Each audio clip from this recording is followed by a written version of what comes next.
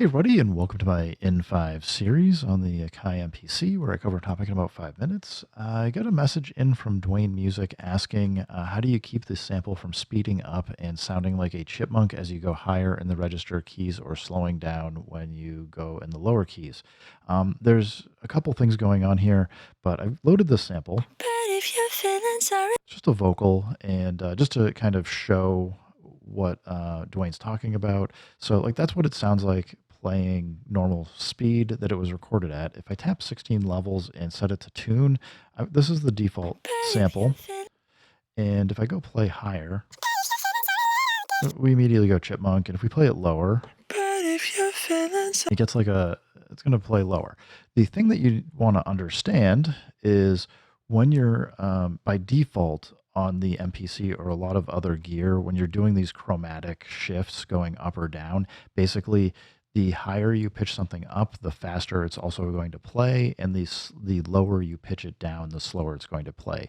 There's some coupling that is happening between the two, and this is just really a artifact of how a lot of the sample processing works. And like by playing it faster, it's going to, like, if you had a record and we're turning it at a regular speed, it's going to play regular, and if you turn it faster, it's going to obviously play faster and the pitch goes up. If you play it slower, it's going to go down. So a couple things.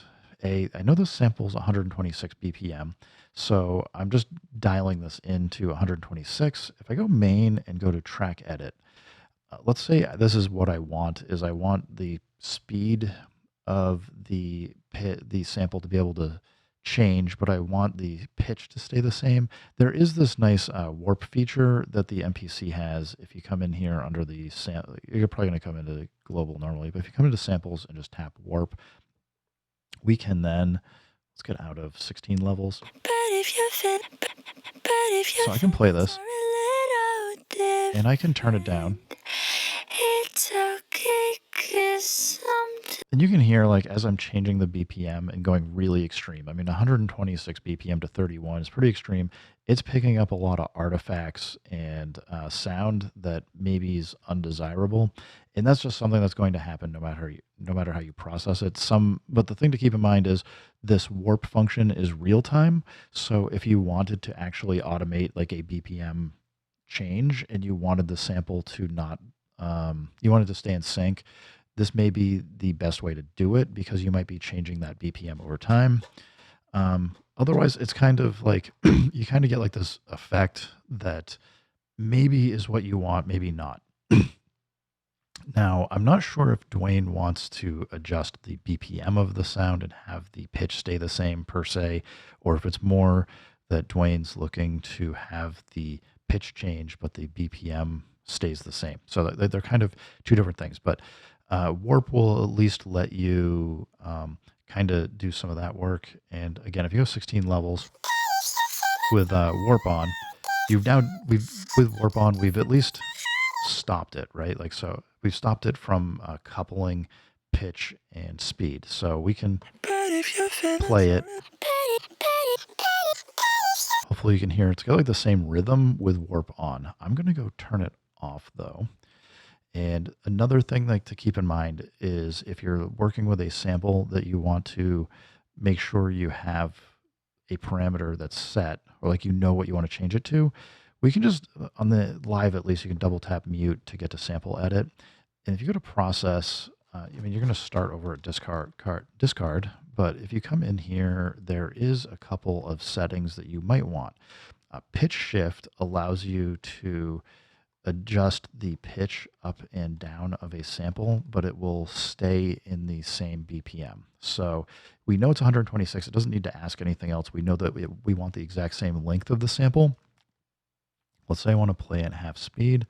I can do a pitch shift of -12, hit do it. This does take a little while, but it works just fine. And this will basically say the BPM I want to be the same. but if you're feeling sorry, little different.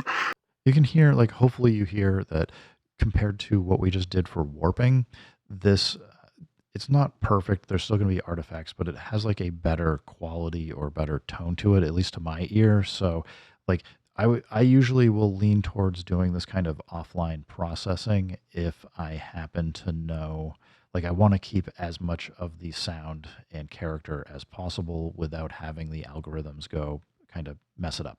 I'm just going to hit undo though, because I can also show you the other one, which is if I go process, if we go to time stretch, this is a really nice feature that allows you to, if you want to have the pitch stay the same instead, but you want it to be longer or shorter to meet the BPM of some other content, as long as you know what the original BPM is, we can go 126. That's what the file says. So I'm just going to hit do it.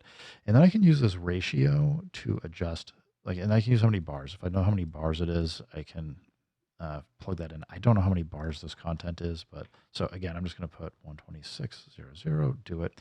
I can use the ratio to adjust the speed. So if I know, like, I want to get to hit a certain BPM or get really close to it, like let's say I want to get down to, so I want to go half of this. We're just going to go 50% again. So it's going to play slower but have the same pitch. So it's going to get down to 63. I'm just going to hit do it. Again, this does take a little while. It's not terrible like some of the I don't know, I got my Kai S950 sitting over here. This thing, like, that's a go make a coffee and come back later. But we've got this now. So it's going to play at half speed, but have the same pitch.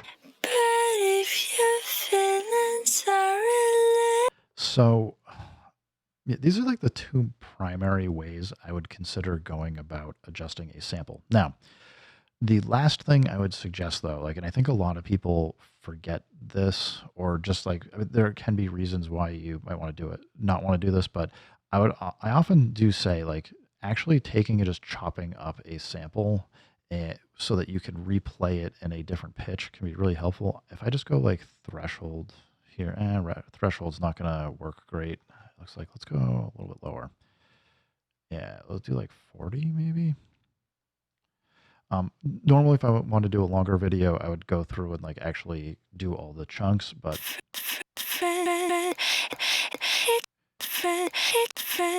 like you can see, like, I can play these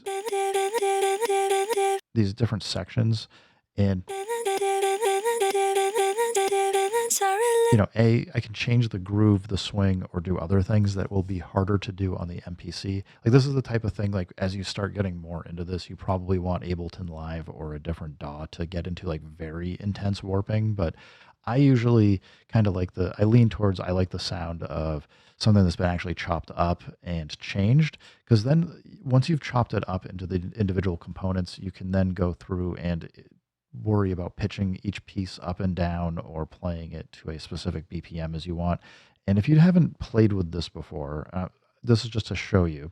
If you hold shift and go to convert, we can do a brand new track. And if I hit create events and do it, we can come in and you'll see we're on like the 16 levels. If I double tap main in the grid, you can see it put it in. So I can actually come in and like redraw where I want things or change the timing of it pretty easily.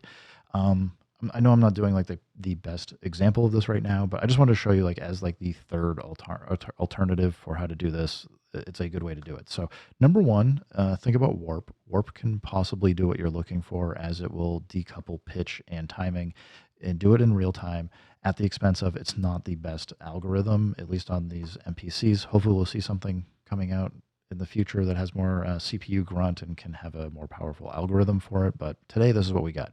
Number two, if you are able to do this offline, I would definitely say, go into sample edit, go into your, go back to trim, go to your process menu and look at either pitch shift or time stretch. Those will both get you what you want.